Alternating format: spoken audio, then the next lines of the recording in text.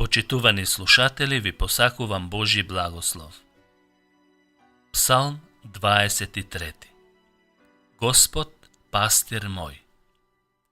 Господ е пастир мој, ништо нема да ми недостасува. На зелени пасишта тој ми дава починка, при тивки води ме води.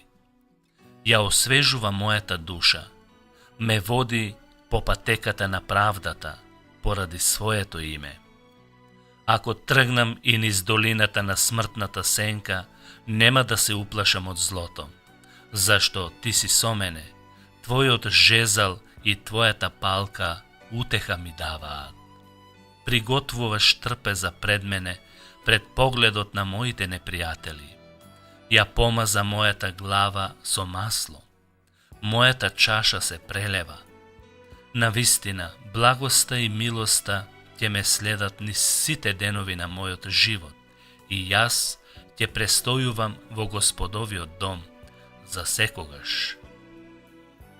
Господ е пастир мој, ништо нема да ми недостасува. Како прво, пастирот води и се грижи. Давид не употребува некоја поезија или фраза кога зборува Господ е пастир мој, туку реална слика за неговиот живот. Пастирот живее со своето стадо и се грижи за него. Тој го води, лекува и заштитува. Давид сигурно ги имал на ум овие важни пастирски карактеристики. Тој го знаел својот водач. Без водство, човекот не може да ја одржи својата рамнотежа. Имаме потреба од водство, но кога водачот е добар и кога знаеме дека добро се грижи за нас. Исус Христос рече дека тој е добриот пастир, кој се грижи за своите овци. Тој секогаш ги удоволува потребите на оние кои го следат и затоа е речено: барајте го најнапред Божјото царство и се друго ќе ви се придодаде. Неговата грижа е општа и нема сомнеш дека нема да се грижи за неговите деца, зашто тие се откупени преку Христовата крв. Тој самиот рече: зошто се грижите за облеката, за телото и за храната? Таквата грижа е многу божечко неверие, а вие не грижете се, зашто вашиот татко, кој е на небесата, знае од што имате потреба. Пастирот лекува.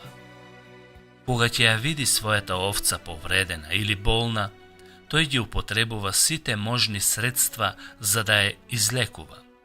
Пастирот има посебно чувство за болните овци. Нашиот пастир, Исус, на ист начин го прави тоа со нас.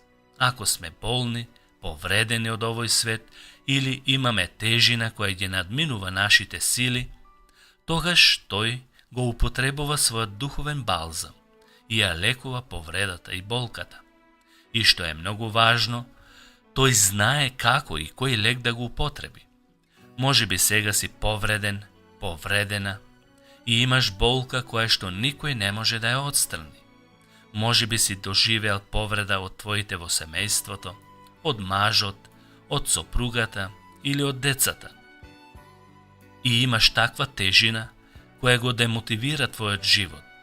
Но и во таквите мигови лекарот и добриот пастир Исус ќе знае како да те исцели. Може би си разочаран од постоечките цркви или те повредил некој брат или сестра, или имаш душевна тежина заради некој грев, имај предвид дека твојата состојба му е позната на пастирот. Само кажи му ги твоите незавиткани и необлажени рани и тој ќе делува за твое добро и твое исцеление. И како трето, пастирот заштитува. Колку голема потреба имаме од заштита.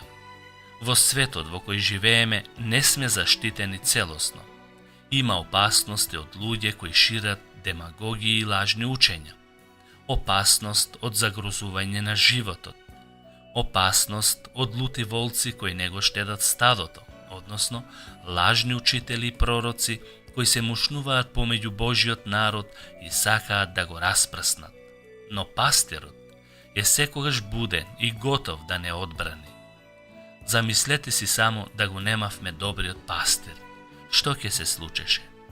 Исус рече дека ќе ни испрати утешител или бранител, заштитник. Тој заштитник или утешител е Светиот Дух. Во оригиналниот текст се нарекува параклетос. Тој збор често пати го употребувале војниците. Кога војувале античките народи и кога некој војник требало да му помогне на друг војник, го употребувал зборот параклетос, а тоа значи штити ме. Или штити ми го грбот, за да биде војникот и однапред и одназад заштитен. Исус Христос е добриот пастир. Добриот пастир знае како да го штити нашиот живот. Низ што и да минуваме, сигурни сме. Исаија рекол: послушајте ме вие кои ја познавате правдата. Не бојте се од човечките хулења и не плашете се од навреди. Моето спасение е од поколение до поколение. Кога имаш толку добар пастир, има ли причина за загриженост? Има причина само за оние кои го немаат добриот пастир. А за Божите деца, Божјата грижа останува и ништо нема да ме недостасува.